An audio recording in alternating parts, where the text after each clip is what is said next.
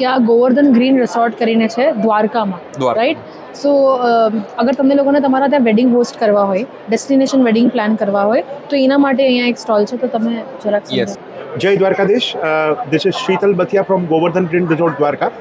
અમારું એક beautiful boutique resort છે, green resort in Dwarka with the name Govardhan Green's.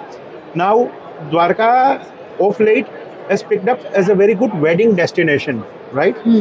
Now, few benefits. There is some benefit from mythology perspective. There is some benefit from market perspective.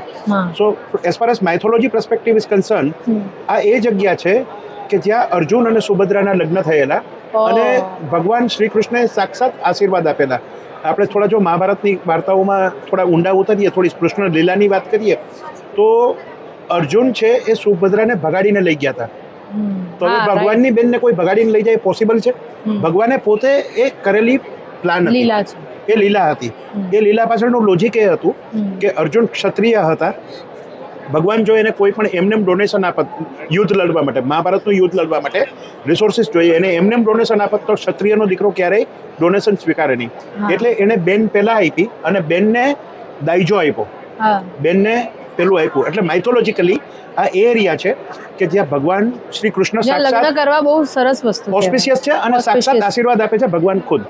Now coming to the commercial aspect, કે એવું કહેવાતું બોલિવૂડમાં કે મિથુન ચક્રવર્તી use to બી ગરીબ નિર્માતાઓના અમિતાભ બચ્ચન છે, કે જે નિર્માતાઓ બચ્ચનને મીન્સ અફોર્ડ ન કરી શકે.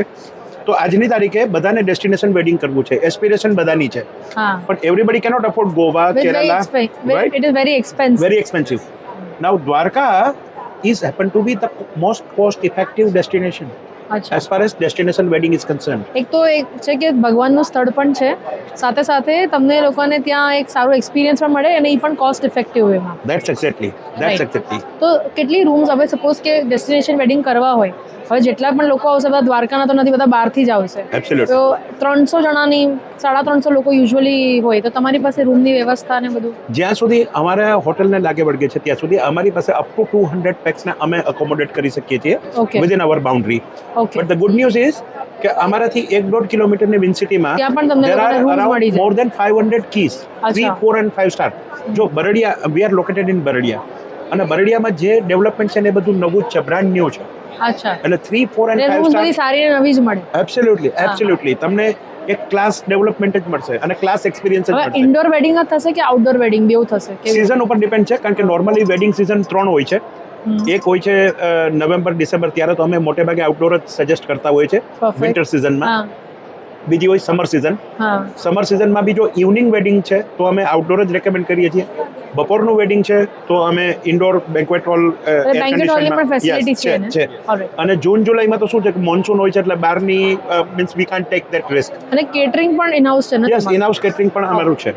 Yes, great. અને means every small and big બધી ઓપોર્ચ્યુનિટી, બધી જ services that is available at our doorstep. Even જો હે અગર તમે જો છે આવા બધા વિલાસમાં જાઓ તો અહીંયા પ્રી વેડિંગ શૂટ પણ કરી શકે. એબ્સોલ્યુટલી. સો અહીંયા પ્રી વેડિંગ ફોટોગ્રાફી હોય, પ્રી વેડિંગ શૂટ અમારા રિસોર્ટમાં પણ થઈ શકે છે.